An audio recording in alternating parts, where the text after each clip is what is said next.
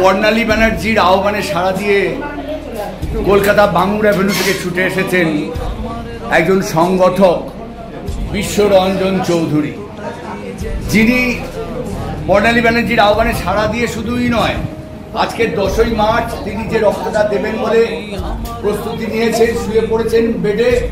এটাই তার হবে 38তম রক্তদান। আমরা দেখতে পাচ্ছি যে পিপলস ব্লাড ব্যাংকের যারা টেকনিশিয়ান দিদি, শুক্লাদির হাতে তিনি রক্তটা দেবেন এবং এই পিপলস ব্লাড ব্যাংকের রক্ত থ্যালাসেমিয়া পেশেন্টদের জন্য পৌঁছে যাবে। বর্ণালীকে অনুরোধ করব কিছু বলার জন্য। টেনশনে আছি, এই কাজটা এমনই একটা কাজ যে দাতা সর্বস্ব কাজ। মেয়ের বিয়ে হয়তো একা দিয়ে দেওয়া যায়, কিন্তু এই কাজটা অনেক মানুষ না হলে করা যায় না। তবে অনেক মানুষ আমার এই কাজে এগিয়ে আসে, ভালো লাগে, আমার ডাকি তারা আসে, এটা আমার পরম প্রাপ্তি। আমি বলবো কাছের মানুষরা তো আসেই, দূর থেকেও আসে, এটা আমার সত্যি পরম প্রাপ্তি।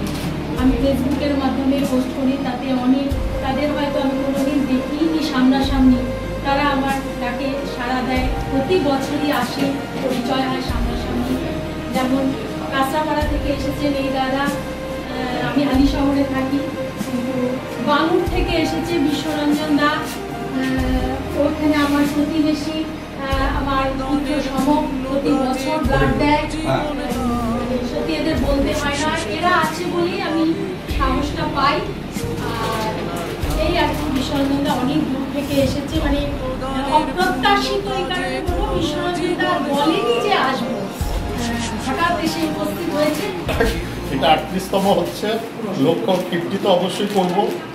এখন অব্দি 55 বছর বয়সে করেছি, এটা করবো লক্ষ্যমাত্রা। যেহেতু আমি ওয়েস্ট বেঙ্গল ভলেন্টিয়ার ব্লাড ডোনার্সের একটু মেম্বার আছি, অতএব সেখানে শুধু মেম্বার হওয়াটা, কাজের মধ্যে ব্লাড দেওয়াটাও একটা বিরাট পড়ে, অতএব ব্লাড দিচ্ছি।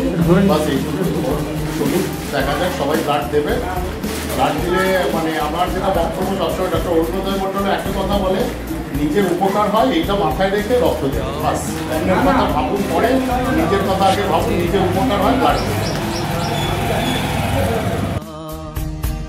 শোনো বন্ধু, তোমার সুরে জাগবে নতুন জীবন। গাও বন্ধু আমার সাথে রক্তদানের গান।